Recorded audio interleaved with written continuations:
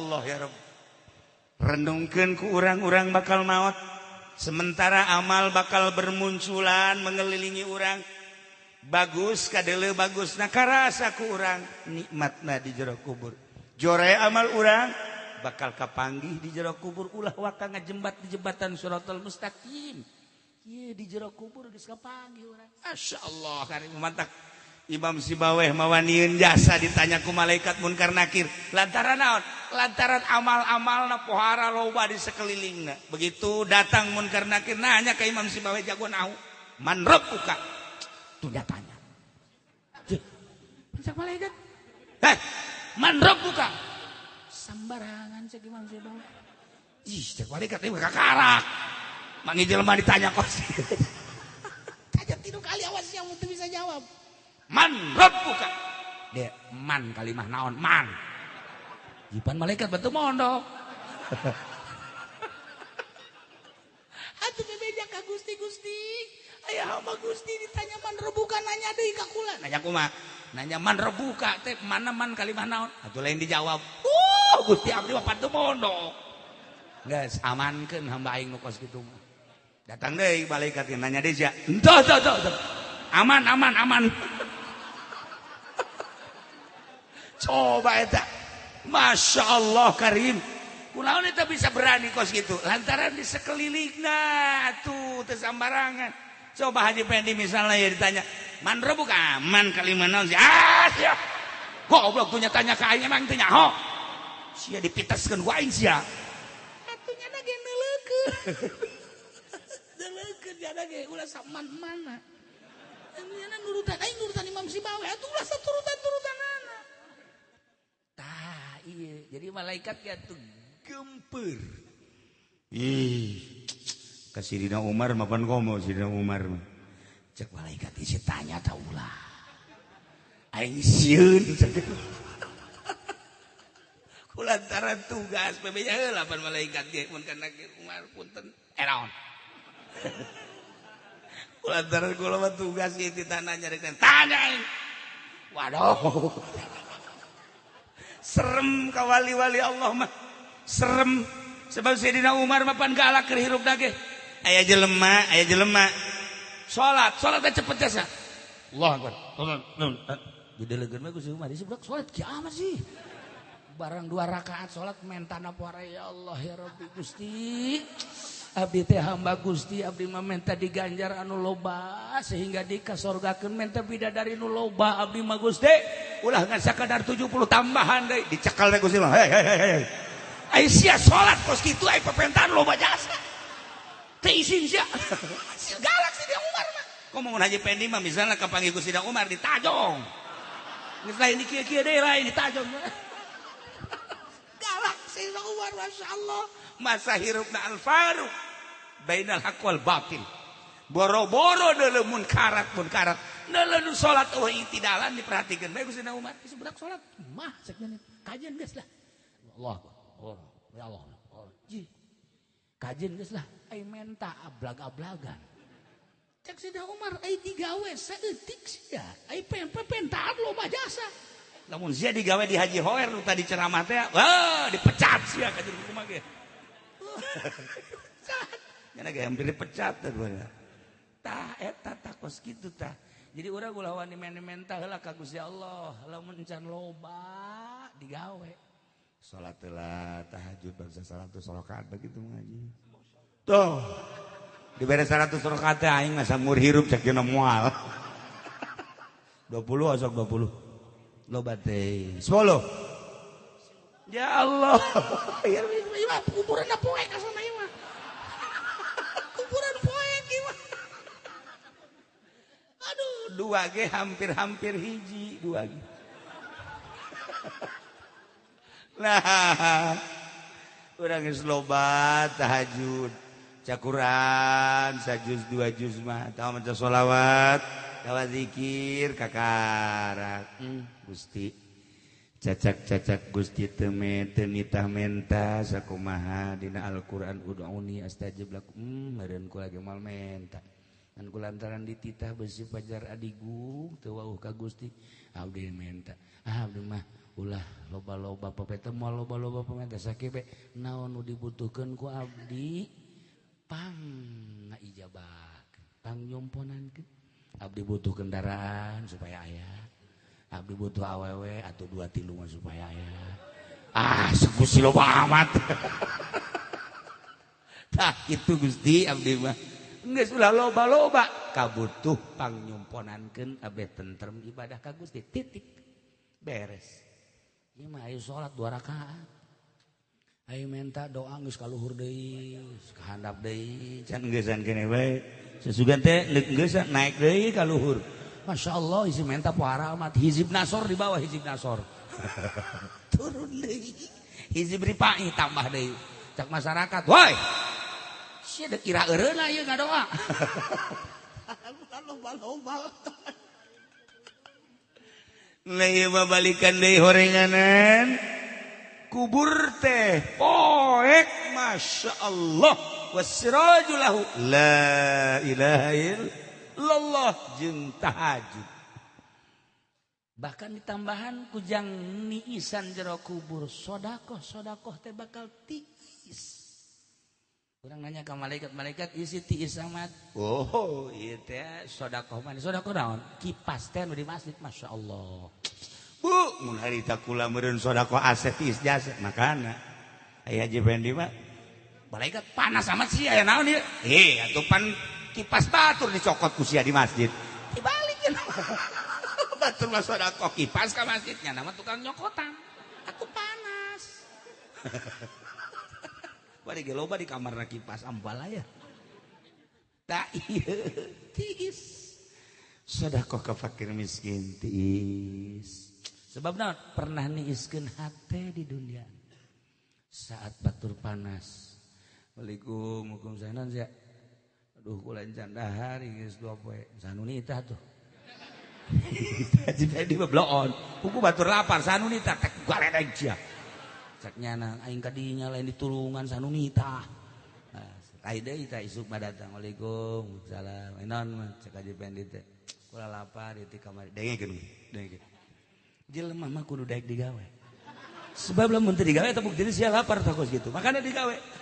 Jelema kos gitu lain butuh ceramah butuh ge sangu nyana indit goblok aing butuh sangu di ceramahan ieu potonganna tolol coba ge ka haji khair waalaikumsalam naon kula lapar ti kamari cukup teh saboboko sabaraha urang sia ieu teh saboboko tah tanya lauk-laukna tah jeung isuk tah duitna teh 1 juta tah Sakyana mudah-mudahan Haji Hoer bisa kawin deui. Kadenge ku pamajikan salah doa sia. Tuh kan. Jadi didoakeun tiis hatena jero kubur bakal tiis. Seperti eta rumus Kangjeng Nabi nyaritakeun masyaallah karim. Jelema keur kasulitan, bantuan kurang ku tanaga mun butuhan tanaga. Jelema keur panas hatena, butuh nasehatan tiis di jero kubur bakal tiis. Jelema butuh bantuan sangu dibantuan kurang tiis hatena kabantuan bakal nerap di jero kuburan tiis cacaang aya maca la ilaha illallah tur tahajud tengah peuting tiisna aya sedekah bisa nentremkeun batur di jero kubur tiis masyaallah karim nikmat ngadengekeun mah tu ngalaksanakeun mah boro-boro nu ieu kitu bae puguh ya Allah ya Rabbi hese ngalaksanakeun. Boro-boro ka batur anakna datang Assalamualaikum. Ada apa lu? Saya ini dagang kurang modal. Pakai otak. Ambo cak anakna lamun lain bapak ku aing dibodem ku bapak. Panas hati anak. Geura paeh Mang Haji. Panas. Nanya ke malaikat. Malaikat kok ini panas ada apa ini? Anak elu dulu minta bantuan, lu enggak bantu. Panas hatinya. Sekarang lu dibuktikan jadi panas tah. Waduh malaikat saya pengen keluar lagi ke dunia. Gua bodem loh. Iya sekadar rumus-rumus supaya kaharti. Urayan-urayan Kangjeng Nabi.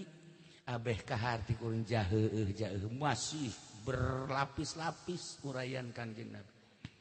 Nah 3 kaopat. poek teh al-akhirah. Akhirah teh poek sirajulahu. Lampu jangan lampuan. Poek al-amalus sholih. Amal-amal soleh bakalnya angan urang. Terakhir as-siratul mustaqim. Jembatan siratul mustaqim teh poek teh kadeuleun ku urang. Sirajulahu lampu nujangnya anganana adalah al-yakin. Lampuna adalah yakin. Urang mun carita yakin hese. Sebab kadang-kadang yakin mah lain di nu bodoh, di nu pinter ge eueuh yakin. Nu pinter teh kiai loba, tapi keyakinan mah henteu. Di antarana teu yakin kana diatur ku Allah. Teu yakin karena teu yakin ka Allah padahal Allah teh geus ngarizkian urang. Wa ma min dabatin fil ardi illa 'alallahi rizquha. Teu yakin ka ayat eta, kiai ge bisnis. Teu yakin ka ayat eta, ancul-anculan dengan dunia. Teu yakin ka ilmuna, atuh kos nu bodoh bae. Keyakinan mah kadang-kadang nu bodoh mah yakin. Di itu urusan Allah teh mah yakin mah aya nu bodoh boga yakin, nu pinter mah teu boga yakin. Aya nu pinter boga yakin. Boga ilmu tur boga yakin biasa. Aya nu bodoh teu boga yakin, nya bodohnya teu yakin biasa. Tapi ieu mah bodoh mah aya tapi dibere keyakinan ku Gusti Allah bakalna beda. Tapi urusanna Gusti Allah kos khusu jeung teu husu. Kiai ge teu husu bae salat teh. Teu husu. Kula mah lamun cara sombong. Mengaji mending can curang husu sakumaha. Saumur hirup pasti salat can curang husu. No. Sebab kan lain lirikan mata nu husu kadeuleun. Tingkah jelema nu sok husu kan kadeuleun. Ayat ulah kakabehan. Lain aya sorangan bae lain. Ayat tanda-tanda kahusuan teh ayat tandaan ulah dikira tanda. Ayat tanda jelema nu sok husu, jelema nu teu husu teh ayat tandaan. Eta mah kajeun temen nu nyarahun. Ngan urang berusaha nu boga ilmu ge kadang-kadang teu husu. Kadang-kadang nu bodoh husu model mantap almarhum Abah pernah mapag hiji jelema di papag. Cek urang teh tadi papag sonoeun amat padahal mah bodoh. Geus beres ngobrol bangun sonoeun teh kitu teh balik we. Ditanya bah eta sono amat. Ih, salat teh husu. Cih. Manya si eta husu. Kula pernah ngabuktikeun, coba husu tah henteu nyana. Salatlah di gigireunnya taraweh. Salat di gigireunnya taraweh. Coba bener.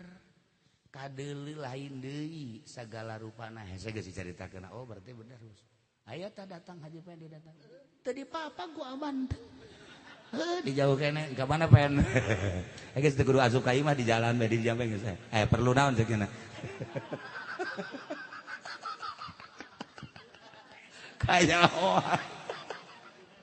lah ieu keur carita yakin teh pamere Allah ngan lolobana mah nu boga ilmu yakin mah nu bodoh mah carang tapi kadang aya nu boga ilmu teh yakin tapi nu bodoh yakin sejarahna ulah kudu jauh-jauh di para wali Allah di zaman kula keur leutik aya jelema pindahan ti Tanjung Priuk kemudian bebeja ka Abah menta wiridan sholawat dibere bodoh jelema teh bisa maca Quran urut di Tanjung Priuk kemudian dibere maca sholawat sabaraha kieu macana lamun sakurang-kurangna teh salat 11 ngan lamun kuat mah hayu bae 4444 saminggu bakal lamun kuat sapoe diwiridkeun kunyana sapoe teh 1000 kadang-kadang 2000 terus kabelah dina asal maca sholawat ceuri asal maca sholawat rembes asal maca sholawat ceuri kabelah dina ditanya tah ku abah teh kunaon ieu Pak Haji lamun maca sholawat sih kok rembes dari perasaan ayah cekana kangjeng Nabi isi ka kangjeng bodoh jelema teh bisa maca Quran Masya Allah bahkan pernah mimpi ka panggih kangjeng Nabi kan urang mah ieu sakitu ge dikiaikeun ku batur mana dibuya-buya hese dek kapanggih ngimpi jeung kangjeng Nabi teh jeung kunti anak siapa sok juga aku sorangan atuh deuk kumaha jeung teu kuntina atuh neuk sarena ge teu wudu heula. Beuh, komo pamajikan geus nangkarak mah teu babanyo deui. Datang ceklak bae. Teu sakumaha naik kuda. kumaha ngimpina tuh.